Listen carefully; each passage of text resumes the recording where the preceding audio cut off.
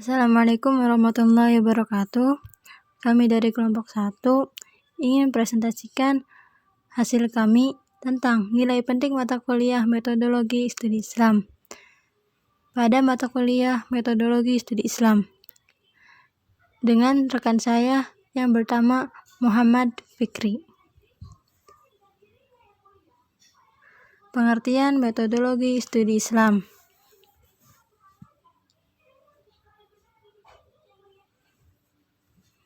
Metodologi berasal dari bahasa Yunani, metodos dan logos. Kata metodos terdiri dari dua suku kata, yaitu meta, yang berarti melalui atau melewati, dan hodos, yang berarti jalan atau cara. Metode berarti suatu jalan yang dilalui untuk mencapai tujuan. Logos artinya ilmu. Metodologi adalah ilmu-ilmu atau cara yang digunakan untuk memperoleh kebenaran. Istilah studi Islam dalam bahasa Inggris adalah Islamic Studies dan dalam bahasa Arab adalah Dirasat al-Islamiyah. Ditinjau dari sisi pengertian, studi Islam secara sederhana dimaknai sebagai kajian Islam. Pengertian studi Islam sebagai kajian Islam sesungguhnya memiliki cakupan makna pengertian yang luas. Menurut Lester Crow dan Alice Crow menyebut bahwa studi Islam adalah kegiatan yang secara sengaja diusahakan dengan maksud untuk memperoleh keterangan mencapai pemahaman yang lebih besar atau meningkatkan suatu keterampilan, sementara kata Islam sendiri memiliki arti dan makna yang jauh lebih kompleks di kalangan umat Islam.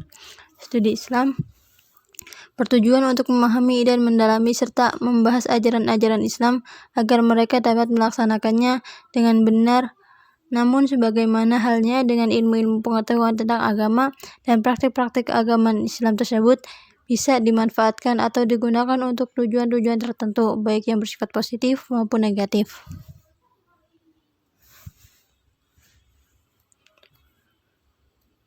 Tujuan studi Islam. Yang pertama, untuk memahami dan mendalami serta membahas ajaran-ajaran Islam agar mereka dapat melaksanakan dan mengamalkan secara benar, serta menjadikannya sebagai pegangan dan pedoman hidup. Memahami dan mengkaji Islam direfleksikan dalam konteks pemaknaannya sebenarnya, bahwa Islam adalah agama yang mengarahkan pada pemeluknya sebagai hamba yang berdimensi teologis, humanis, dan keselamatan di dunia dan akhirat. Dengan studi Islam diharapkan tujuan di atas dapat tercapai. Yang kedua, untuk menjadikan ajaran-ajaran Islam sebagai wacana ilmiah secara transparan yang dapat diterima oleh berbagai kalangan. Dalam hal ini, seluk-beluk agama dan praktik-praktik keagamaan yang berlaku bagi umat Islam dijadikan dasar ilmu pengetahuan. Dengan kerangka ini, dimensi-dimensi Islam tidak hanya sekedar dogmatis teologis, tetapi ada aspek empirik sosiologis.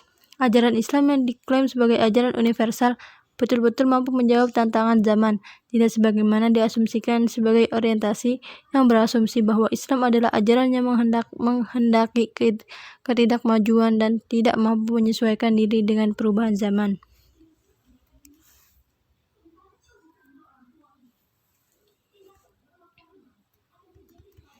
Asal-usul dan pertumbuhan metodologi studi Islam.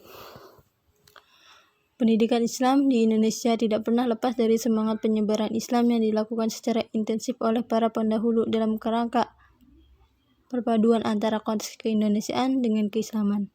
Pada awalnya, pendidikan Islam dalam bentuk halakoh-halakoh, kemudian bentuk madrasah. Selain pesantren, pendidikan Islam di Indonesia diharapkan pada tantangan semakin berkembangnya model-model pendidikan, pertumbuhan minat untuk memahami Islam lebih sebagai tradisi keagamaan yang hidup, yang historis, ketimbang kumpulan tatanan doktrin yang terdapat dalam Al-Quran dan hadis. Studi Islam kontemporer di Barat berusaha keras menampilkan citra yang lebih adil dengan mengandalkan berbagai pendekatan dan metode yang lebih canggih dalam ilmu-ilmu sosial dan kemanusiaan.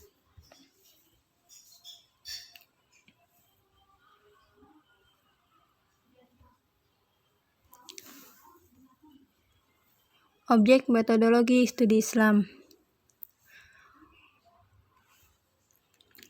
Objek kajian metodologi studi Islam adalah ajaran Islam dari berbagai aspeknya dan berbagai mazhab atau alirannya. Ajaran Islam ini tidaklah sempit atau sebatas ibadah saja, sehingga penafsiran atas ajaran Islam harus mengikuti penafsiran-penafsiran ulama, terutama ulama klasik. Umat Islam sebagian juga berpendapat bahwa aspek atau ajaran Islam hanyalah salat, puasa, zakat, haji, dan zikir. Padahal sebagai objek kajian metodologi studi Islam dan ajaran Islam.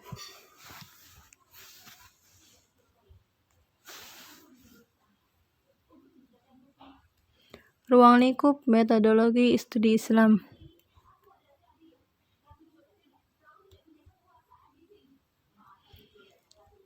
Dari segi tingkat kebudayaan, agama merupakan universal, kultural. Salah satu prinsip teori fungsional menyatakan bahwa segala sesuatu yang tidak berfungsi akan lenyap dengan sendirinya, karena sejak dulu hingga sekarang agama menyatakan eksistensinya, berarti ia mempunyai peran dan fungsi di masyarakat. Di kalangan para ahli, masih terdapat perdebatan di sekitar permasalahan apakah studi Islam dapat dimasukkan ke dalam bidang ilmu pengetahuan. Mengingat sifat dan karakteristik antara ilmu pengetahuan dan agama berbeda, pembahasan ini sekitar permasalahan banyak dikemukakan oleh para pemikir Islam belakangan ini. Menurut Amin Abdullah, bakal tolak kesulitan pengembangan wilayah kajian studi Islam berakar pada kesukaran seorang agamawan untuk membedakan antara yang normativitas dan historisitas. Perbedaan dalam melihat Islam yang demikian itu dapat menimbulkan perbedaan dalam menjelaskan Islam itu sendiri. Ketika Islam dilihat dari sudut normatif, maka Islam merupakan agama yang di dalamnya berisi ajaran Tuhan yang berkaitan dengan urusan akidah dan muamalah. Sedangkan ketika Islam dilihat dari sudut historis atau sebagai yang nampak dalam masyarakat, maka Islam tampil sebagai sebuah disiplin ilmu. Kehadiran agama Islam yang dibawa Nabi Muhammad SAW diyakini dapat menjamin terwujudnya kehidupan manusia yang sejahtera. Di dalamnya terdapat berbagai petunjuk tentang bagaimana seharusnya manusia itu menyikapi kehidupan secara lebih bermakna dan arti yang seluas-luasnya. Petunjuk-petunjuk agama mengenai berbagai kehidupan manusia sebagai terdapat di dalam sumber ajaran, yaitu Al-Quran dan hadis. Nampak amat ideal. Islam mengajarkan kehidupan yang dinamis dan progresif, menghargai akal pikiran melalui pengembangan ilmu pengetahuan dan teknologi, bersikap seimbang dalam memenuhi kebutuhan material dan spiritual, senantiasa mengembangkan kepedulian sosial, menghargai waktu, bersikap terbuka, demokratis, mencintai kebersihan, mengutamakan persaudaraan, berakhlak mulia, dan sikap-sikap positif lainnya.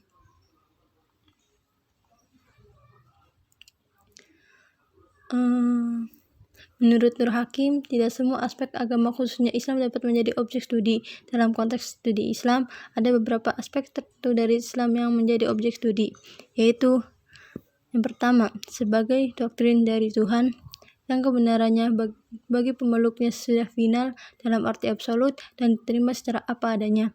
Yang kedua, sebagai gejala budaya yang berarti seluruh apa yang menjadi kreasi manusia dalam kaitannya dengan agama, termasuk pemahaman orang terhadap doktrin agamanya.